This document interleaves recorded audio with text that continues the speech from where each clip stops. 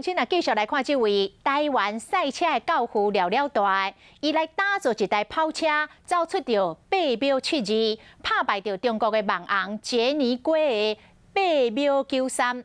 但是这个杰尼龟跋输是起下句，竟然开直播呛这个廖了大，讲这个廖了大第一时间无公布着成绩造假。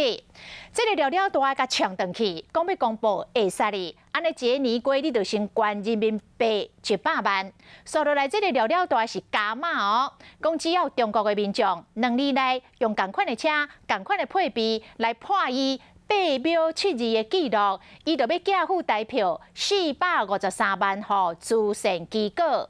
这个廖了大是博真大。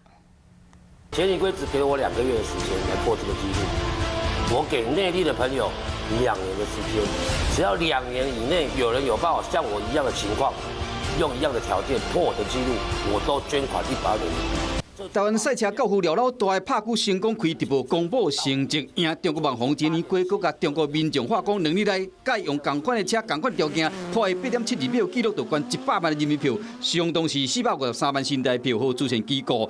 刚呢强就表示台湾有走真紧的车，而且成绩唔是假。我应该这么说，我一直强调这是以车会友。当然彼此之间有个目标去改装你的车子是好事，不是坏事。廖了大讲，伊用几啊个月改造的车是一个测试嘛，也过杰尼龟，成功展现台湾的改车工业的实力。因过杰尼龟呢，唔甘愿就是廖了大的8.72秒是假。你在媒体面前，你已经大声的宣布了。我跑了8秒72，那你为什么不大方的直接把手机给大家展示？这就是我通过我的软件打开的这个时间。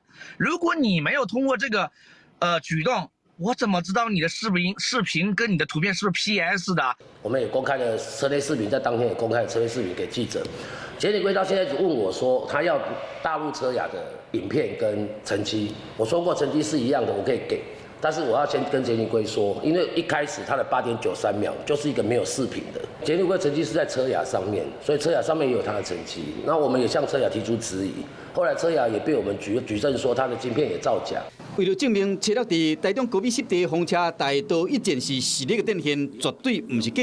廖了大讲会将这个成绩传到美国车业公司。那杰尼龟一直要求廖了大公开车业成绩，廖了大呛讲杰尼龟先捐100万人民币给慈善机构，伊就公开2个人快车战已经结束啊，不过空中互呛这个战场，敢若还未结束。